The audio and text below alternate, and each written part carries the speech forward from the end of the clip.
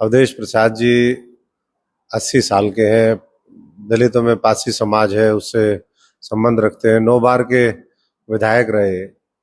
और जिस तरीके से कल हमने भी सुनी वो वीडियो, उसमें बोला गया कि अवधेश जो है वो उन्होंने पटका है।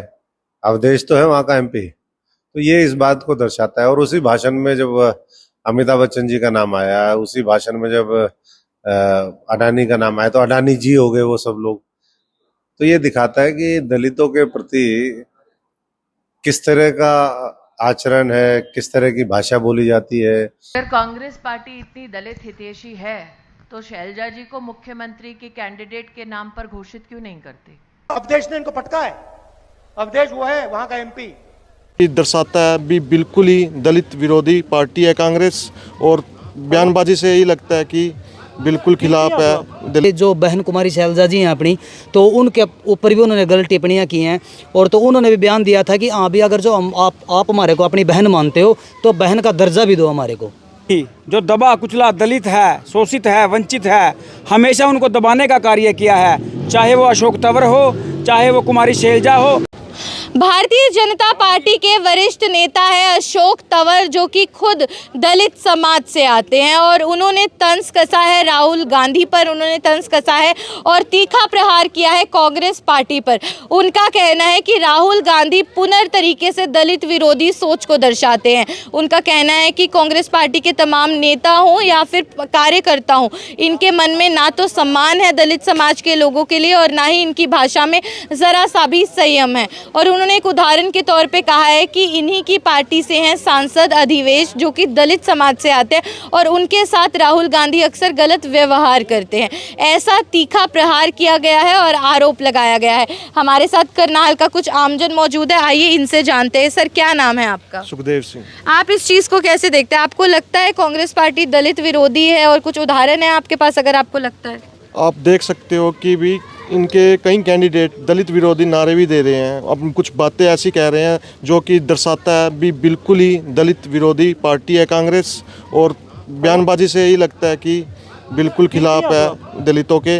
कभी ये कहते हैं भी आरक्षण, कई आप कैंडिडेट उठा के कई क्लिपें ऐसी आ रही हैं जो इनके एमएलए कैंडिडेट हैं जो कि दलित विरोधी बातें बोल रहे हैं, जो कि रखिए। मैडम जी, मेरा नाम कुलदीप राणा, गाँव गोंदर से हूँ मैं मैडम जी। क्या राय है आपकी इस चीज़ पे? राय मैडम जी, आप देखो लगातार देख रहे हैं कि अभी महम से भी कल एक मैसेज आया, रिपोर्ट आई है कि वहाँ पे है ना जो हमारे दलित समाज के व्यक्ति थे उनको वोटों के चक्कर में है ना उन्होंने डराया धमकाया, उनके साथ मारपीट की। तो उनको बोल रहे हैं कि जबरन की आपको हमें वोट देनी पड़ेगी।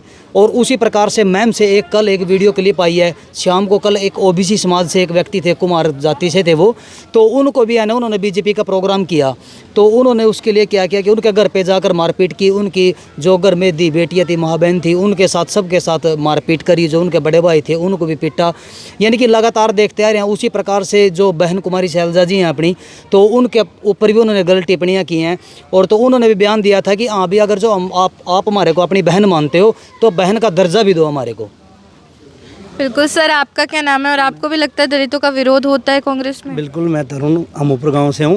दलित विरोधी पार्टी है, शुरू से ही नीतियाँ ऐसी रही हैं, किसी भी दलित को देख के राजी नहीं। पहले भी 2014 से पहले इनकी जो सरकारें रही हैं उसमें दंगे हुए हैं, दलित विरोधी हुए हैं, कभी कहीं कोई कांड हो जाता है, कभी कुछ हो जाता है। अशोक तंवर को भी मारा पीटा इन्होंने, दलित था वो। और अब कुमारी शैलजा के साथ भी यही। हमारी जो पार्टी है बीजेपी, 36 बिरादरी की पार्टी है, ओबीसी वो सीएम बना रखा है और उनको आगे भी हम साथ देंगे और खुले बहुमत के साथ बीजेपी सरकार बनाएगी। अशोक तंवर ने आरोप लगाया राहुल गांधी बाहर जाते हैं तो देश की इमेज खराब करने की कोशिश करते हैं, बोलते हैं आरक्षण खत्म कर दूंगा। कैसे देखते हैं इसको? बिल्कुल, इनकी तो शुरू से यही नीति है। वोट की राजनीति करने के लिए इंडिया में आ जाते हैं, जब छुट्टी होती है अपना घूमने के लिए विदेशों में चले जाते हैं। अब अमेरिका में जाके बोल दिया कि मैं तो 100% आरक्षण खत्म कर दूंगा, हमारी सरकार बनेगी। यहाँ आके कुछ बोलते हैं, वहाँ कुछ बोलते हैं। इनका तो शुरू से यही है। हिमाचल में वादे कर दिए 1500 रुपये देंगे, किसको दिए? जब वहाँ इलेक्शन जीत के आ गई पार्टी, आज तक कभी बयान नहीं दिया हिमाचल के बारे में, एक दिन भी नहीं बोले भी हमने हिमाचल में क्या करा।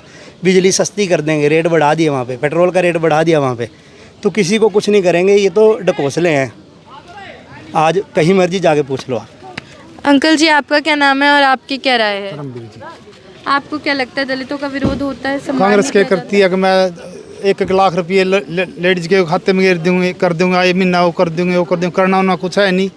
कब क्या लोगों को पता वोट ले मारे, फिर उनके पास ना कोई आना ना कोई जाना, उन्हें खाते मान देनी 10 रुपये भी। पहले इलेक्शन में ले ली उन्हें नहीं वोट, ईब का फिर नहीं सोच रहे हम नहीं मिल जाएगी। ईब पब्लिक सियाणी होगी, समझदार होगी, ईब ऐसे वोट नहीं मिलेगी। भारतीय जनता पार्टी से वरिष्ठ नेता हैं, तमाम और भी लोग हमारे साथ हैं, उनसे भी एक बार जुड़ते हैं। तमाम और भी करनाल का आमजन हमारे साथ है। कौन से गांव से हैं, क्या नाम है आपका? मेरा नाम कृष्ण है जी और मैं निस्सिंग से हूँ जी।